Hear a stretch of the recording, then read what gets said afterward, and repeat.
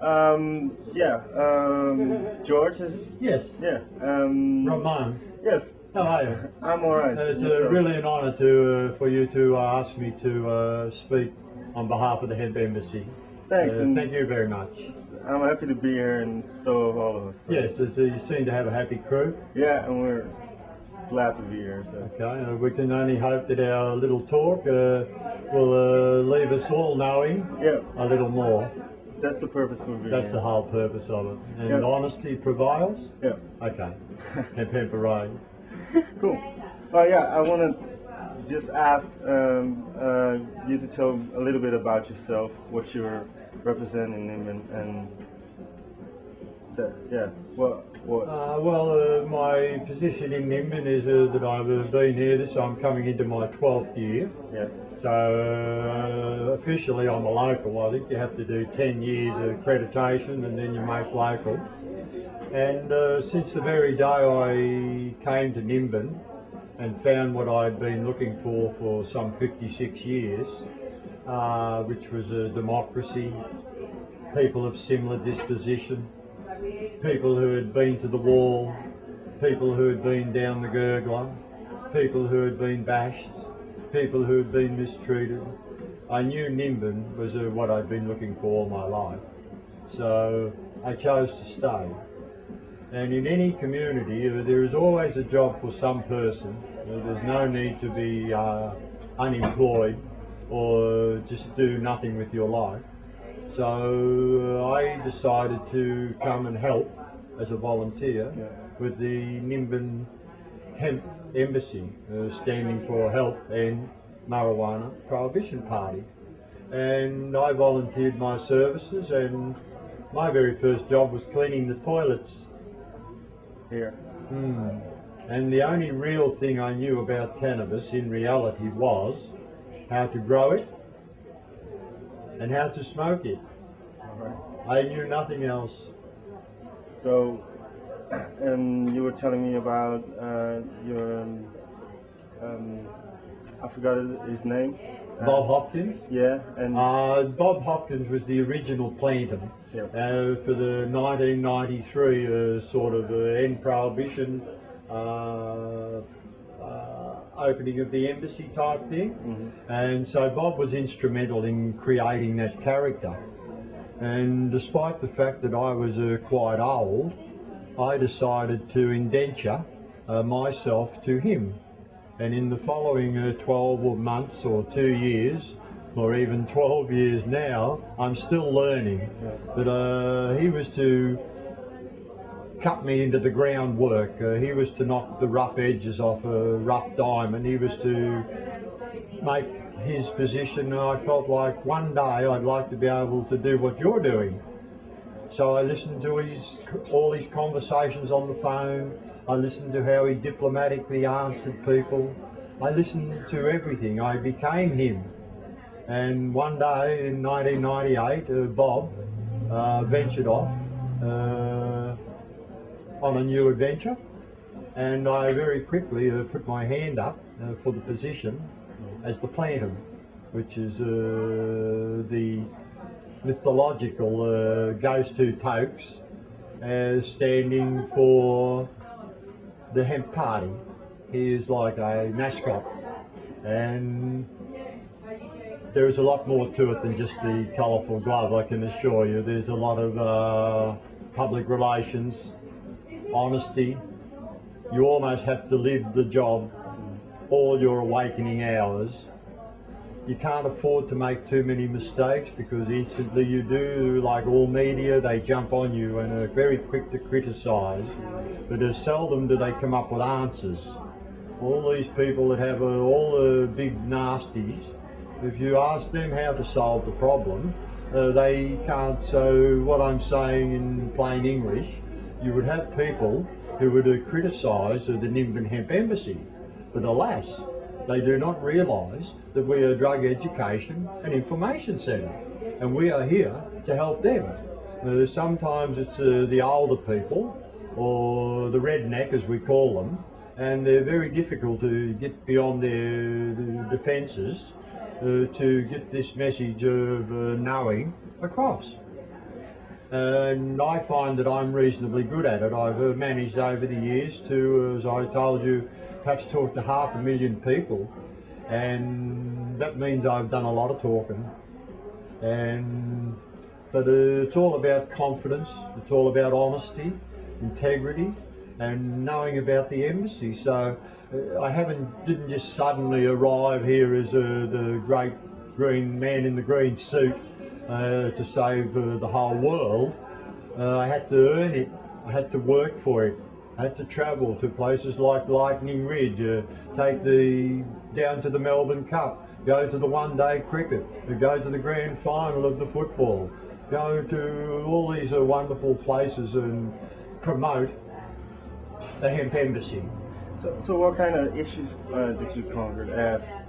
Well, when I go, I leave myself open to, just as I mentioned a while ago, I was over at the Byron Bay Advanced Education Centre, and we had about an hour to spend, and there seemingly was about 25 people there. Mm-hmm. So I just opened up class and gave each pupil 2 questions.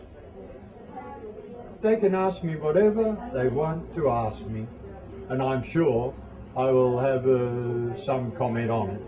And so they gradually, after 3 or 4, they started to realise there was a story just in me.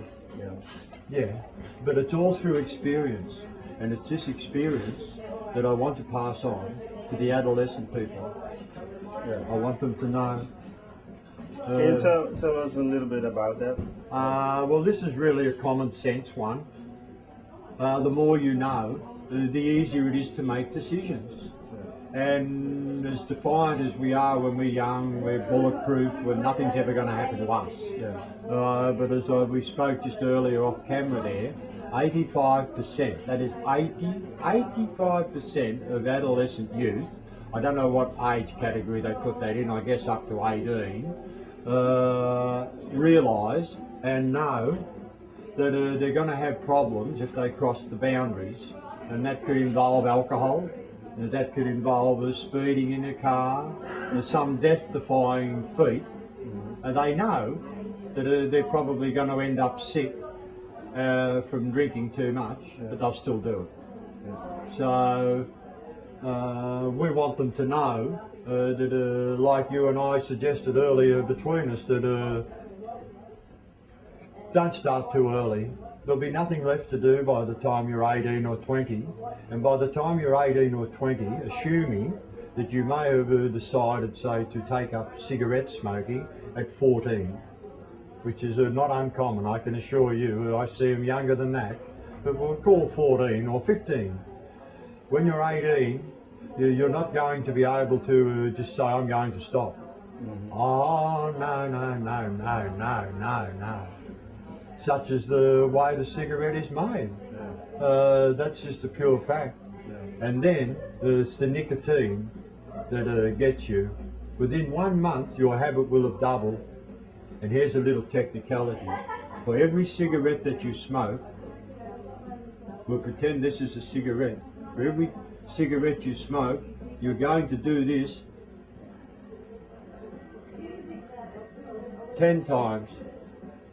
So if you smoke 50 cigarettes a day, like I used to do, I was doing this 500 times a day, 3,500 times a week, 14,000 times a month I was doing this.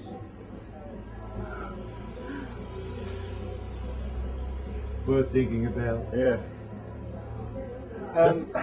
That's what we call a habit, not an addiction. Yeah. So when some people, I was able to give up smoking, which means anyone can do it, just shows you if you want to do it, you can give it up. But better not to start. Yeah. No.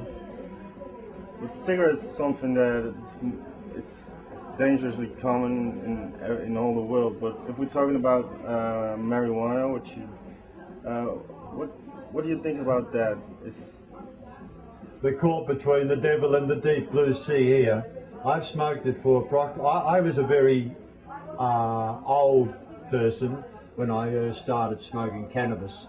I was approximately 28 years old before I ever smoked cannabis, because as I mentioned earlier, I spent a lot of time in institutions, and it was only then, when I first smoked it, I don't think there could have been anything better on the whole planet.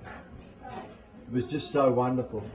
Yeah. And in that particular time, which was the 70s, there was a very wonderful marijuana around then, and you just needed seemingly such the smallest bit. But of course, I know now that the more you smoke, the more you will need. And so I got to the stage where I was smoking maybe 50 cones a day. It was as if I couldn't go to work, I couldn't drive anywhere, I was irritable. Really, I was pissing against the wind. So I just says, I have to stop this. So I set about doing it. And I have succeeded. And I hope by the end of this year, I won't be smoking any. I feel sure that if I didn't have to have a bit of now of an evening to relieve my pain, which we mentioned too, so anyone who suggests that cannabis is not or cannot benefit patients with pain are terribly, terribly wrong. And if you wish to come over and if you have a problem, I will solve it temporarily for you. We will go downstairs and have a smoke. Is that typical about Nimbin, the Nimbin culture? Because everybody knows Nimbin before its openness about marijuana, and I hate using the term, but it has been used so many times that Nimbin is the cannabis capital of Australia. This is total rubbish. Why? Because I know that this is total rubbish. Possibly before I even came here 20 years ago, possibly it may have been a larger growing area than they now speak of. And to my knowledge, the vast majority of people who elect to grow cannabis in my circle of friends would grow for their own purpose. They would be growing a little bit, and one for themselves and one for the neighbour and one for the visitor.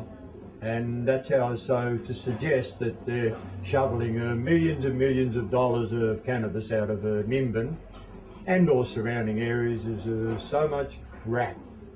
That's not true. It's not true. No. That's not to say it's not being grown, but here you have your own property and you keep to your own property, and that's, I don't know everyone, but I feel sure I wouldn't be far off the mark. So to suggest we're the cannabis capital is a total rubbish. There's more historical value in the town. This building, I think from memory, next year will be 100 years old. It's not so long back that I just finished reading the days and the ways of old time Nimbin. And it goes from when they first arrived, and the first white man to come to Nimbin was an Irishman, and his name was Edward Flood, and he came here in 1856, and he was given by the government big developments of acreage of timber, where he proceeded with cross-cut saw to chop down our finest cedar woods and other precious timbers, and no doubt send them back to good old motherland and Kingy and Queenie and all the rich. And so they milked our forests. But as well we know, the Irish are very good breeders, and it didn't take long before there was many little floods flooding around the valley. But the Irish blood flows very freely in the Nimbin blood. How was it before that period when the Aboriginals were still in here? Well, I can only go back from conversations, but I believe that Nimbunji, correct, I may be incorrect in my pronunciation, was the head man around here. This is all Bundjalung area, right out to Byron Bay, out to the coast and down to Coffs Harbour and out the back. that they did divide up into tribes, and Nimbin was the head man around here at the time, and what he said went. So I believe that his personal body and spirit are still out at the Nimbin rocks, and this is where he's buried, and I believe in the Aboriginal spiritual aspect of it. And I had cause 2 or 3 years ago to call upon that strength. I unfortunately was bitten by a death adder, which is a poisonous snake, and I had to be kept on life support. This is not to dramatise the story, but to tell you about the belief. And I was in intensive care unit in Lismore for 7 days in order to survive. And when I came home, I fell to my knees and looked at the rocks and thanked Nimbin for protecting me. Yet it was there where I was bitten. And so there's no Christianity for me. There's no Church of England or Baptist. I believe in the local cultural spirit, which is for those very ambient. It's wonderful if you utilise it properly. So for me, if I have a God or a spirit-like thing that is my light, where I will end up, I know where I'd end up out here with lots of other people and friends, and what happens is beyond our control. No. So I believe his spirit's out there and always will be, and this is why when the visitors come, they can feel a difference. Even when you start coming in 10 or even when you commence to know you're coming, you will feel different. I'm going to Nimbin. It's not like I'm going down to Woolworths or something. It's coming to Nimbin to do a project, and it's exciting, and that's the way we always want it. And we don't want it spoiled by these imaginary stories of drug transactions and stuff. No. We don't really have a drug problem. Sure, we've had various quantities and qualities and varieties is the word I'm looking for, of all drugs. But there's nothing major. No. I mean, someone can just come from Byron, which is an hour-and-a-half drive away, and bring a variety of drugs, and the kids get smashed and whatever. But vice versa. There's no town is it's a bit like a dog, a town. None of them are free of fleas. No. You'll always find one if you look hard enough. Yeah, Nimbin is also open-minded about other things like natural energy and that kind of thing. That's what Nimbin is really about, not only for the open-minded of cannabis and drugs, but also about the environment. And very much so, yeah. As I suggested to you earlier, the beautiful drive in, you come in through the forest and you see we've just had rain, so hopefully it's looking nice.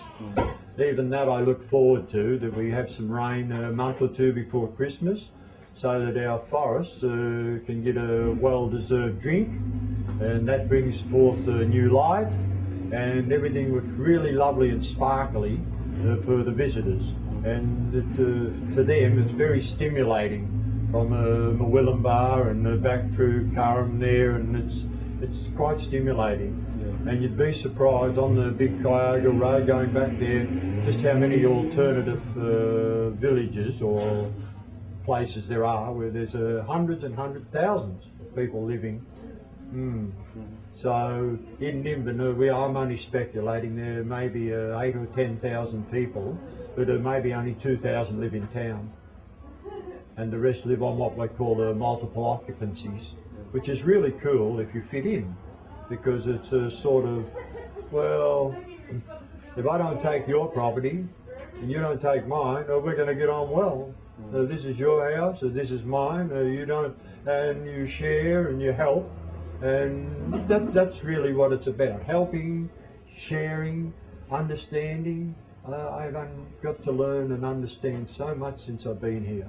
When I came here, because I've been able to manage to get my act together, to give up alcohol and cigarettes and a gambling problem, and I was a bit critical of the way some of the people conducted their behaviour. I thought, oh, you know, I'm too good for you, you know. I looked down on them a little bit, but I was very wrong.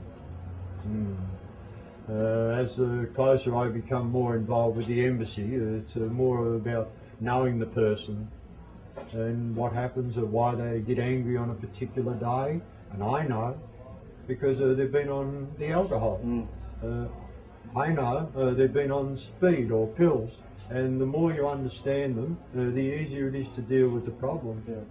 So I believe the children are like a plasticine, and if you can get them, and despite my suit having the marijuana leaves on them, which is also for the industrial aspect of it, it also is very attractive. So you'll always be attracted. And if you are telling the right message and speaking honestly, you will always get someone to listen. And if you're telling it honestly, just throw the floor open to any question. Is that why you fit in here so well in the embassy? Because of your educational... I think I have the most wonderful job in the world. Can you tell me something about the embassy? The embassy is an organisation which hopefully would like to have the government have another look at the cannabis laws, and would hopefully like to see the laws degraded. They categorise them A, B, C and whatever, and so cannabis is on the marginal line of being sort of accepted and sort of not. So we feel that if they look at it from the medicinal point of view, which as I emphasised earlier, that would be a common sense breakthrough and an acceptable victory for genuine people. You will always have someone who won't be genuine. Oh, someone took me water. Just in front of the... Oh, good on you. Good on you. Water. See, kids? No Gatorade. I don't want to pump up.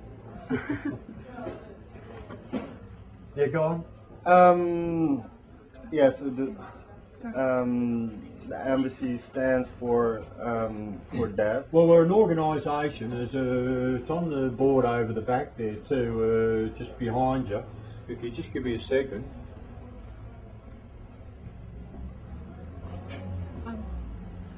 Are you giving me close-ups as well?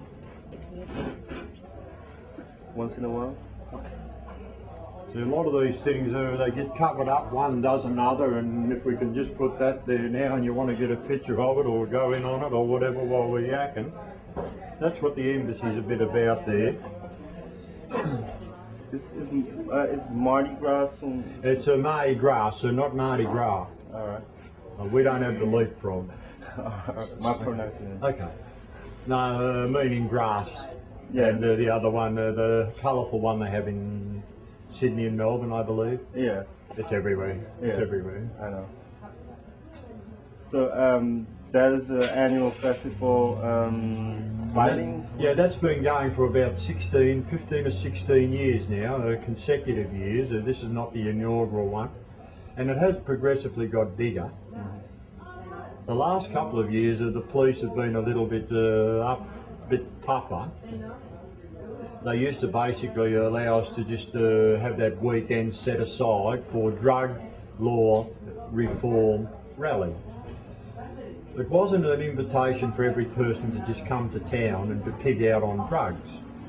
Though if you chose to have and smoke pot, we felt that was fair. But we weren't there to flagrantly break the law, yet we regarded it as being a weekend of civil disobedience.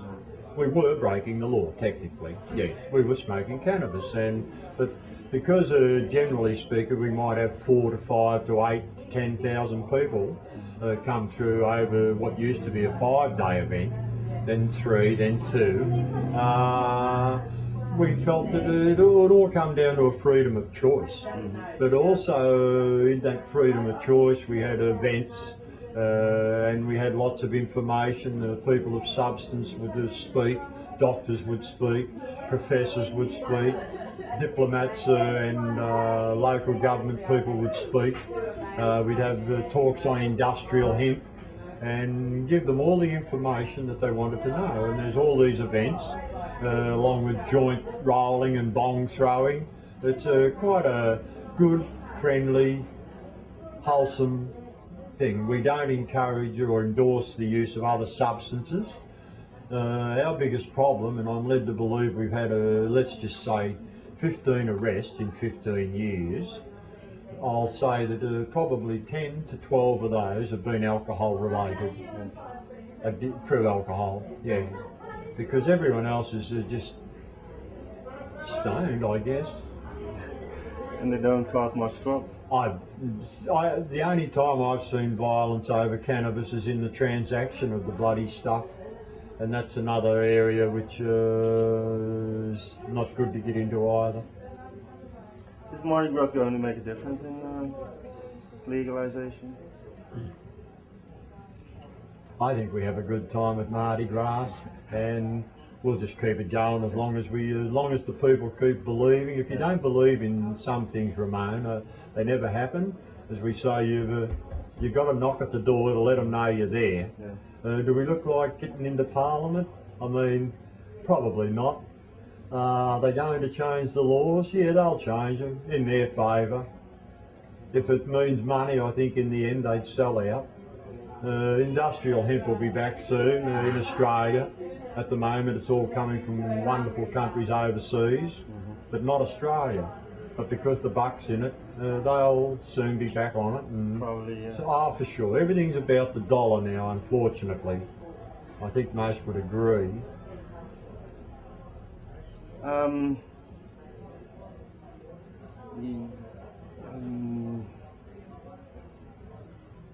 Something, the authorities here in surrounding Nimbin, is it a problem here, or? When you say the authorities, do you mean the police and that? Yeah. Are they a problem, or do they have many problems? Yeah, do they I mean, for instance, next door they're always, it's a hemp bar. I think that's a pretty well-known place where they smoke, and they have on occasions been into that dwelling and arrested people or seized a quantity of cannabis, to wit, I don't know, a few ounces, something like that, not pounds. And as many as might just be almost an insignificant amount, And I think they realise at the time, and there's a bugger all they can do about it, really. And we used to have about 6 of those cafes like that, similar to where you were from in Amsterdam, and the whole community in a way benefited, because people could just go in and not be put under pressure. You could go in, and generally I think the going rate was a joint and a coffee for $5. Well, if you were on the bus, and we're speaking honest, you got your hour, an hour and a quarter, you just duck in and you have a coffee and a joint, and then you cruise around Nimbin and have a look at our wonderful heaven through glass-coloured eyes, and just have a look. There's more to Nimbin than meets the eye, You have to get to talk to the people and know. There's so many characters, I've often taken up the challenge. I have written an autobiographical novel. I'd love to take up the challenge of writing about my period of time in Nimbin, because, as I say, I started at the bottom and have gradually worked my way to the surface. But along the way it hasn't always been easy, and I'd like to put that on paper, because in the time that I have managed to reach to the surface, there are many that have sunk to the bottom. And that's bad, really, We've had young people suicide. That's always heartbreaking, particularly for an older person like myself. 2 or 3 young people in particular, almost broke my heart, You spoke to them the day before. Nimbin's a giant family. It's just that we don't all live in the one house. No. But when the time comes, we're one big army, and most will support each other's cause, no matter what. Yeah, I'm very proud to say I'm from Nimbin. Yeah. Yes. Is that what you're gonna do when you retire here? You're gonna when I retire, I'll just still be affiliated here, Yeah. but not having to work the shop Yeah. and not have to do ordering.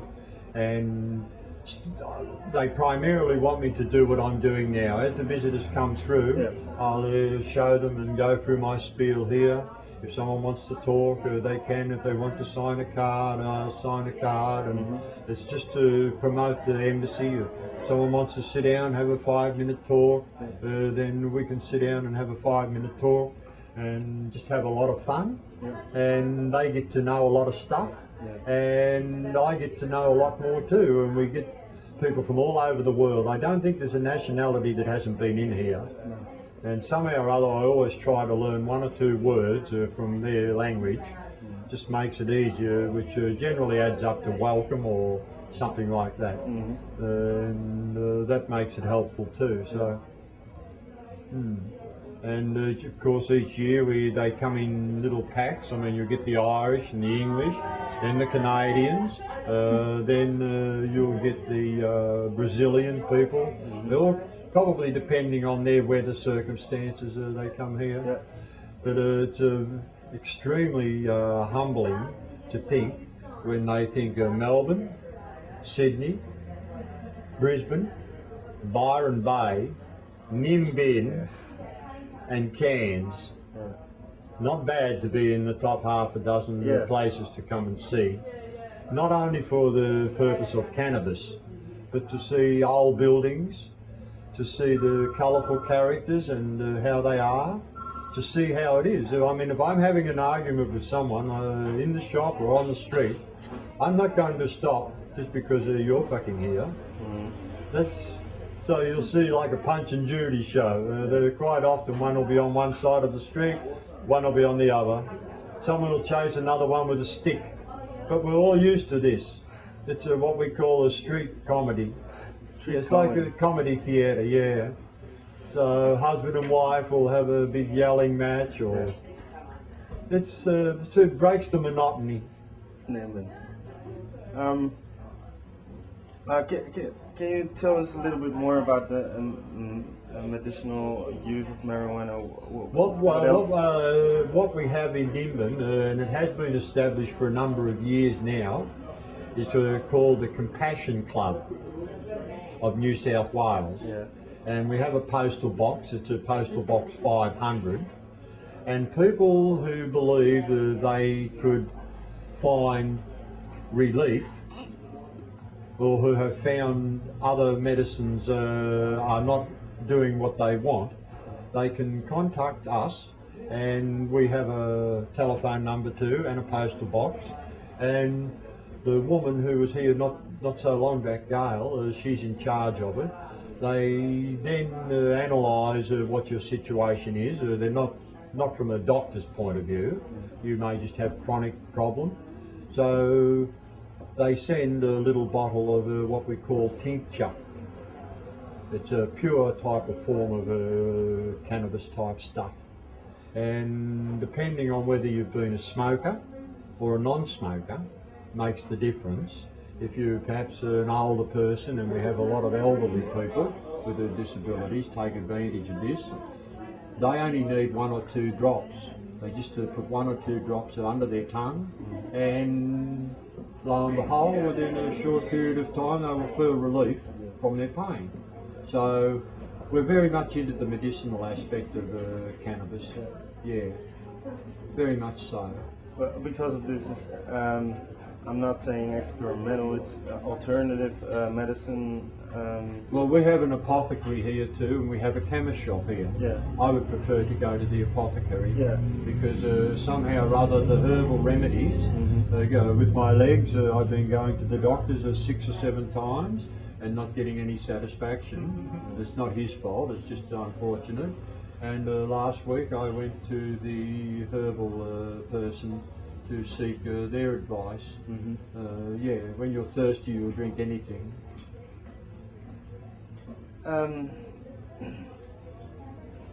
Yeah, if you look at compare marijuana to other drugs, and I mean, for example, alcohol, how the government is dealing with that, and sort of allow that and not. I don't believe the government is trying to deal with any of the drug problems. No. No, as we spoke before we spoke, that the way they package and advertise all these drinks now that contain alcohol, directed directly at the young adolescent person.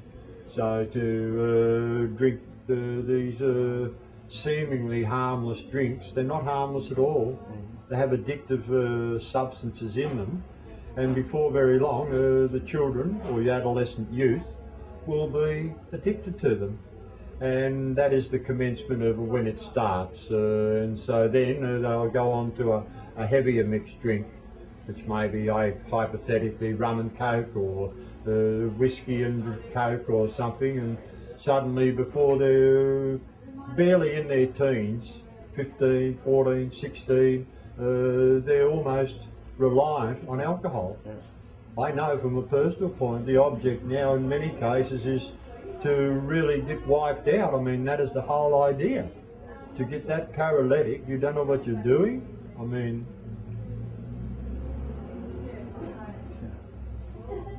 so the government isn't doing anything, or they would eliminate these products off the market. With cigarettes, they put these fancy little messages on the bottom. When I smoked, I always used to get the ones that say, "Do not smoke when you are pregnant." so Well, I thought I was safe. Yeah, but aren't you afraid that they, if they're gonna legalize marijuana, they're gonna do the same thing with it? Like, They will do the same thing. The only difference now is if I sell you 1 ounce of cannabis, we will come to an agreement on a price. You will give me the money, I will give you the object, and Johnny Howard gets nothing. When they can find a way to put the finger in the dike, that is when they will consider things. So if tomorrow they could grow an abundance of it and commence a crackdown, then they would take it over. Just the same as they tried this trick with the alcohol in the Capone days, in the 20s and the 30s. They tried prohibition, but it didn't work. Everyone was a bootlegging. No country in the whole world could stop smoking. I mean, people would just kill you for a fucking smoke. They would just kill you, just murder you for a packet of cigarettes. Yeah, they couldn't stop cigarettes. They couldn't stop alcohol. And offhand, that's about 20% of all those countries' income come from cigarettes, alcohol and petrol. Maybe 33%, them three things.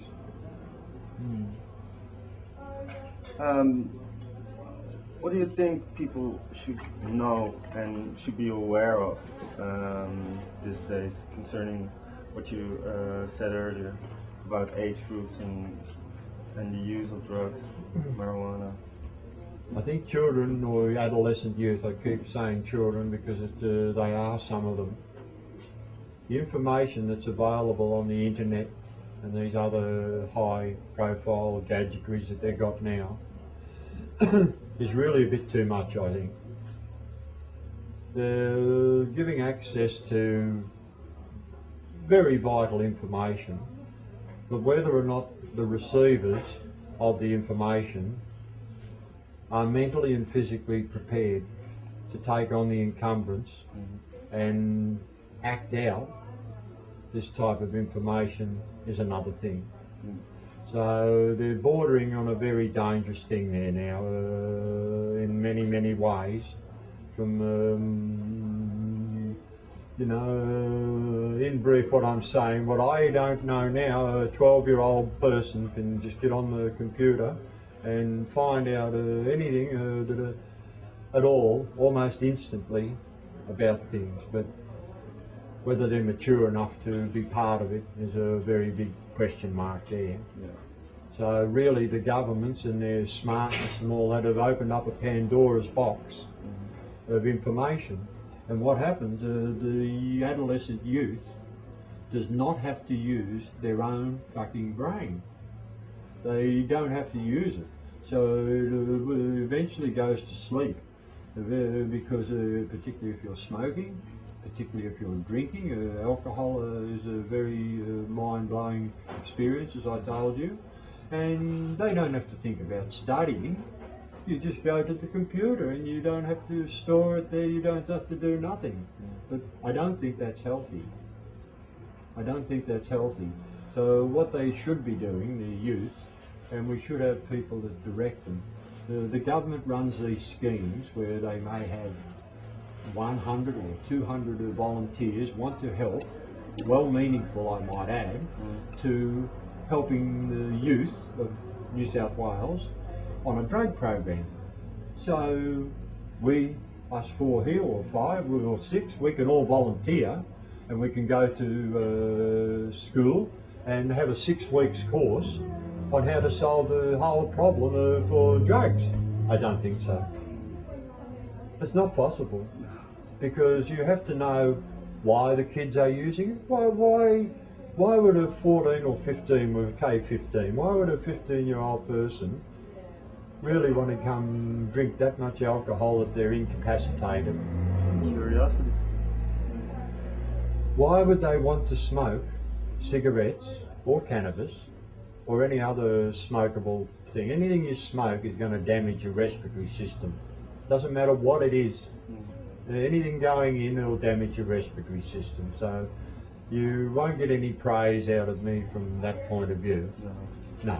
In fact, if I had just one thing I would change in my life, I would never have smoked. Full stop. Nothing.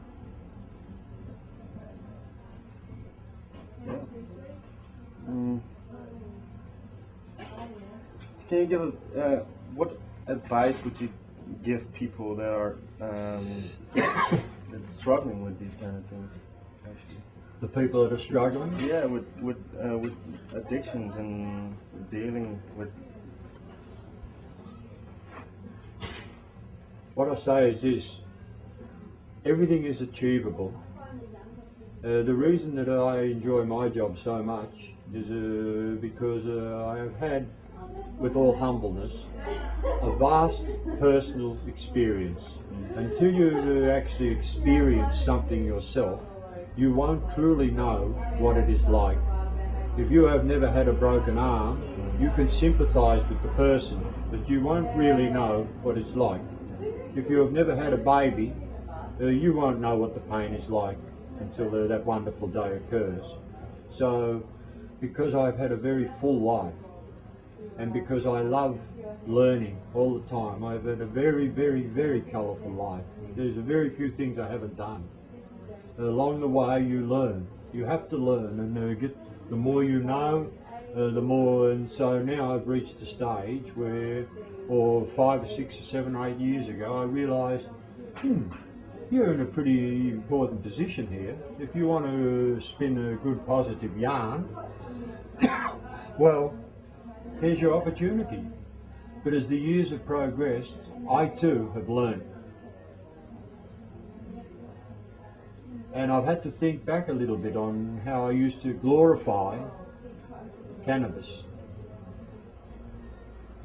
I do not glorify it as much now, having known and got into learning what I've learned in the last 10 or 12 years. I think it's overrated, should be treated with caution. People must know that we are all different, and because some person can do something, not everyone is going to be able to do that. So it can cause have very heavy psychological effects. There is no drug that doesn't have a backside. Nothing. So we want them to know, this is our very important message, and they should utilise them computers to go and look at the beware things about these drugs, because no one knows what they are. Powder is powder, and the average lay person wouldn't have an idea what it is. You know, I wouldn't. Ice, I guess, looks like ice. How the bloody hell would I know? I don't want to know, really. But that's a part, as we said earlier, 85% know they could get into trouble, and yet they'll still do it. I can't dig that one. No. It's like driving when you're pissed and you know there's an 85% chance you're going to get busted. Turn it up, kids. Hey, hey, hey. But they still do it. I still do it. So did I when I was young. And that's actually where you learn from. That's where I learned from. So I've mellowed a really lot now, and I'm very happy in the job I'm in. And as I say, this is possibly, Ramon, maybe one of the last long talks I'll be doing, Yeah.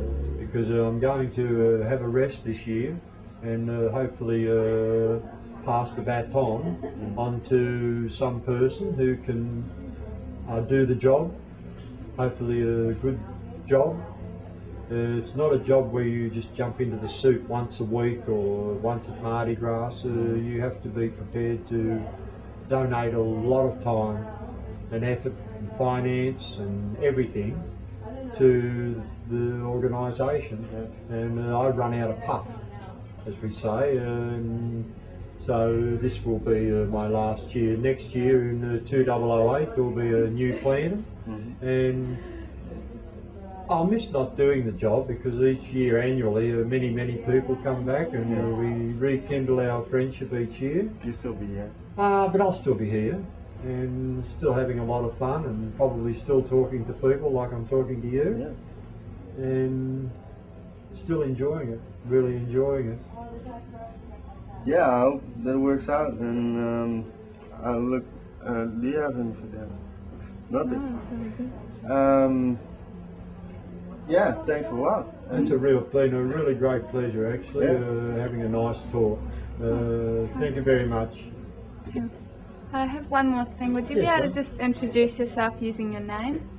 I'm Chicken George, actually. That's how my mail gets addressed. I got a letter the other day somewhere in Nimbin. Just for the camera, so that when we put you up, you can introduce your actual name. Like just sit Okay, back it's okay, and you tell me when. just sit back Okay, at you the just- start of the conversation with Ramon, Okay. just like the start. Okay. So we want you to introduce, like Ramon will ask you your name and who are you. Okay. We'll just do it somehow or other, yeah. Yeah, could you introduce Hi Ramon, I'm Chicken George, and I'm here to give you my views on how life has been and what I've utilised my time doing in the past 10 or 12 years. And I'd like you to remember that it's just my views, and I'm sure there'll be some fors and against, so it's a real pleasure that you asked. Thank you. Thanks a lot. Perfect. Rolling. There you go, we're back again. I'm glad you asked me to show you what we do. This one here is what we're doing to the industrial hemp. We actually grew this over at Byron Bay. We have a licence, and it took about 3 months or thereabouts to grow. We grew it near the overflow of where the sewage empties out, so I think it grew a little bit quicker. Perhaps the ground was a bit nutritious. But when it's ready to crop, what they do, they'll tear down the exterior of the plant and break it right down till it comes like this. You notice there's no external foliage on it. That's because they plant it very close together, and all they want is a big sea of green. So generally 2 to 3 metres is about what they get. And then they bring it over to here, and as we see it in a larger scale, the longer the fibre and hemp and that. And then they commence a process of stripping it down even finer till it gets here like Elton John's hair, as we can see. But this is the longest and the strongest fibre in the world, and is used in over 100,000 products now worldwide. It was the first material ever on the planet, and so from this one here, they press on to put it on here. And so what we have here is hemp, the very first material ever on the planet. There were no plastics, there were no nylons, there were no synthetics, there was nothing. This was the first material, and there is a good view of what it looked like in its pure form. Here we have a typical example of what it was like.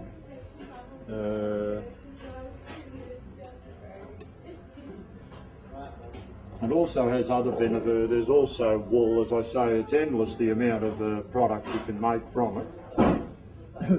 It also has other benefits. We have industrial hemp, which we call here. It's a very useful plant. The one thing I notice about where it's very helpful is the short space of time in which you can grow it. So if given the right conditions, you can grow it like 4 times a year and use it hypothetically on 100,000 different products. So that to me is a really great saving on chopping down trees that are hundreds and hundreds of years old, and all you're going to do is turn them into wood chip. And why not just grow the hemp and use that? What we have here is the seed. I'm not going to open it, but they crush the seed, and it is one of the most nutritious seeds on the planet. It contains omega-3, 6 and 9. So we can't sell it as a food. It can only be, it's still labelled a pet food, but many people use it. It can be taken by the spoonful. It's used in some of the darker countries in America, where the people, the natives of them countries, grow this particular hemp seed, and they use it much the same as we use flour and rice and barley and corn, and you see them make them flapjack things, and then they just pour it on the hot plate, and suddenly they've got a little thing, and so it's a very healthy food source.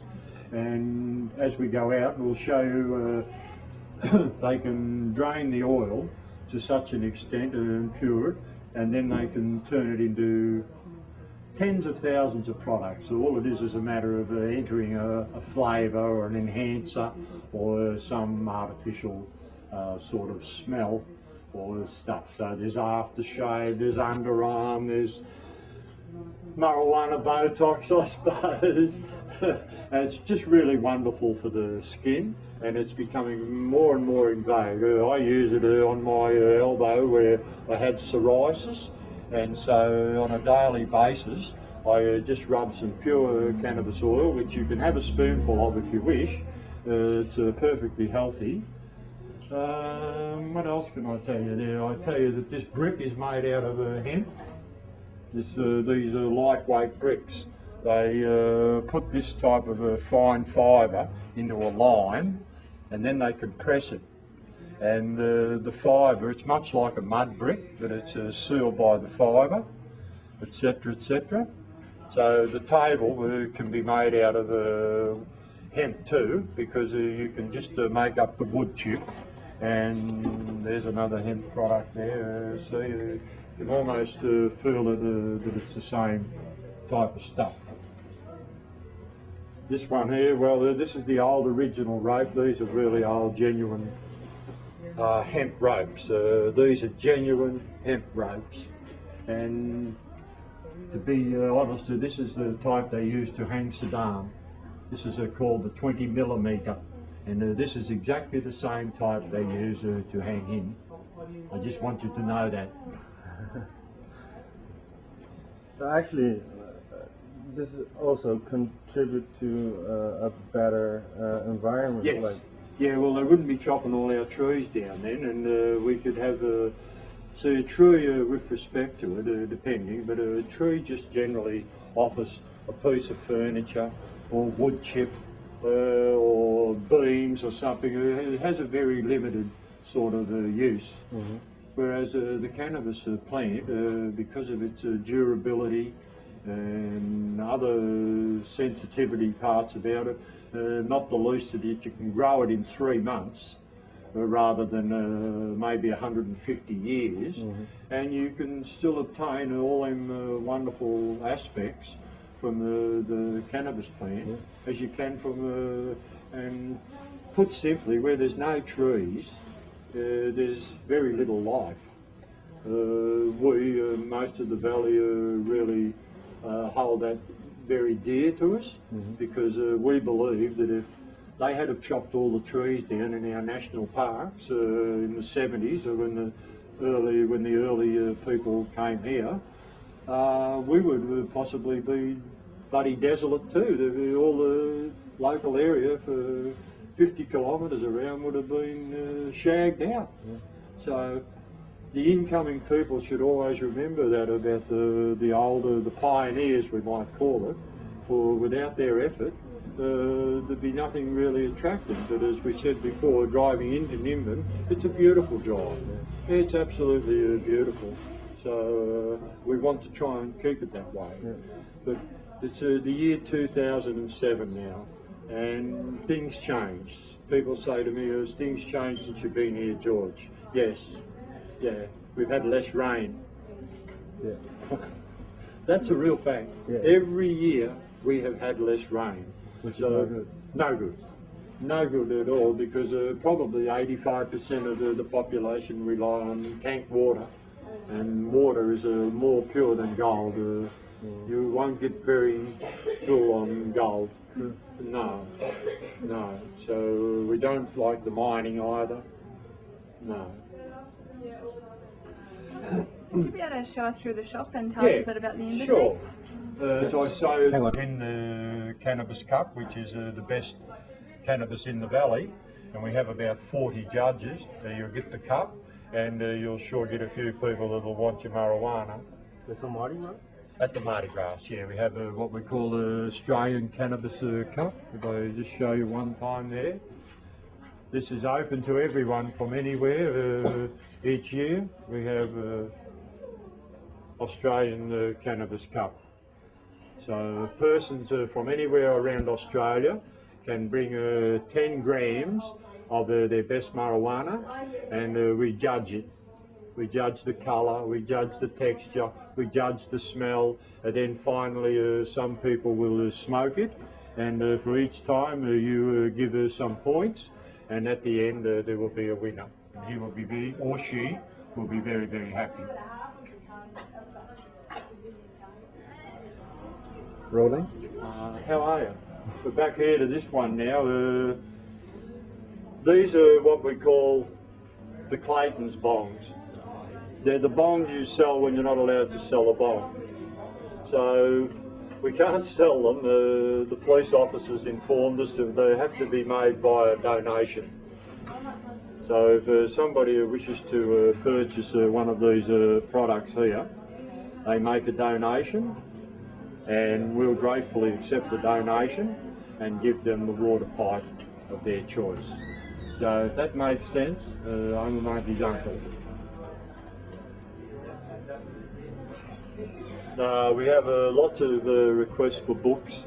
People want to, we come back to that word again, know things. So there's cooking books and fun books and comics and how to make beer books. There's all, you'll find that the majority of the books will relate to cannabis in some way, whether it's educational or facsimile.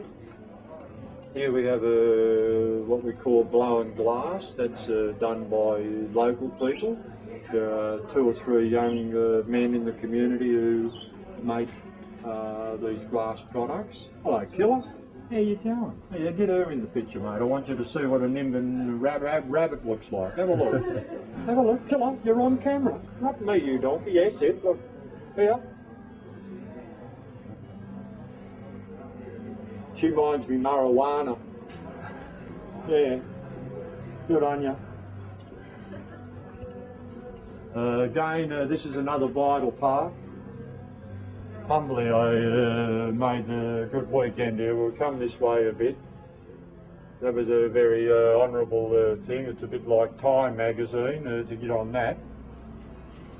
That's another one of my jobs there. I'm also a constable grunter, and my dog Sniffy. So sometimes you can get into hot water. There's where I actually live there, at the bottom of the 3 rocks, as we were just explaining to Ramon a while back.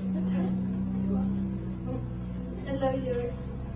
And here's more, these are the products that I was suggesting to you, all can be made from the pure oil from the cannabis plant. Hello.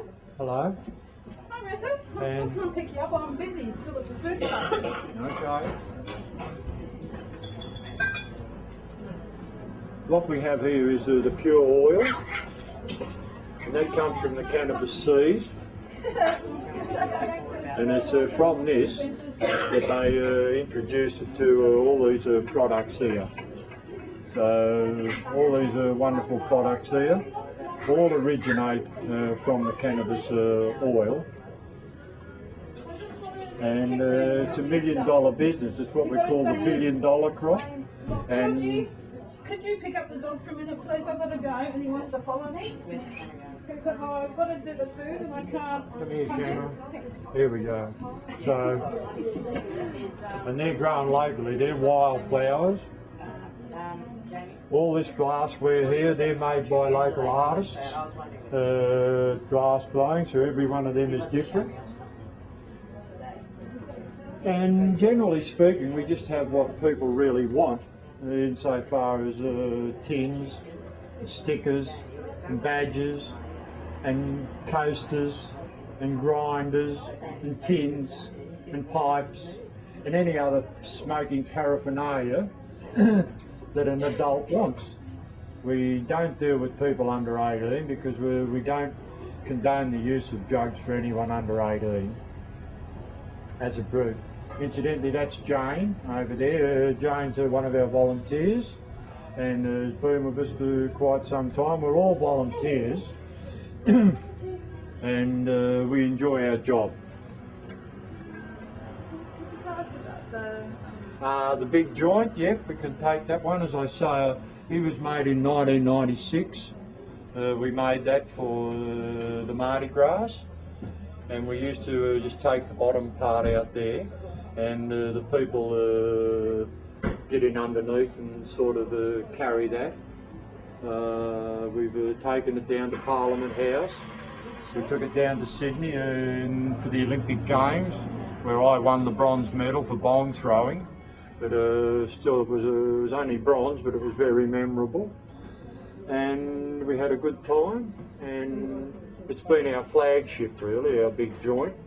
And many pictures have been taken and are taken every year at the festival. Part of history. It's part of history, and no one can change history. You can't just put a pen through it and say that it didn't happen. Sometimes So, you wish.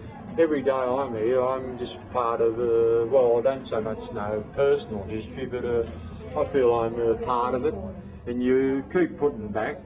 Doing what I'm doing today is very much a pleasure, but it's also about exposing some of the fallacies about Nimbin, you know.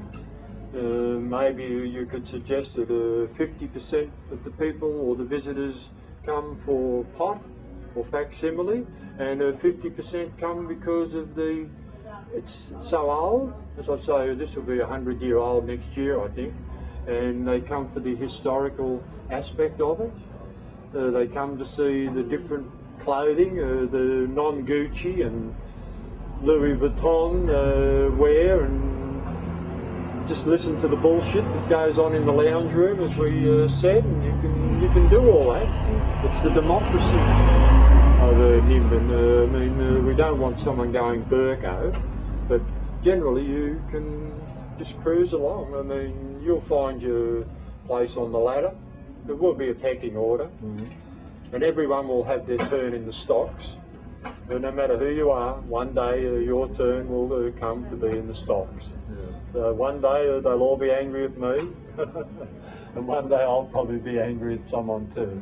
But not that much. I won't forgive them. No, because if you're unforgiving, you're just zapping up energy. You can't go hating people. No. Waste of time. Don't waste time. You love this little rabbit? Isn't she cute, right? Huh? She's famous now. I mean, you've been on Jesus. I've pulled you into a few parts. Hey? Yeah, that's it. Give him a smile.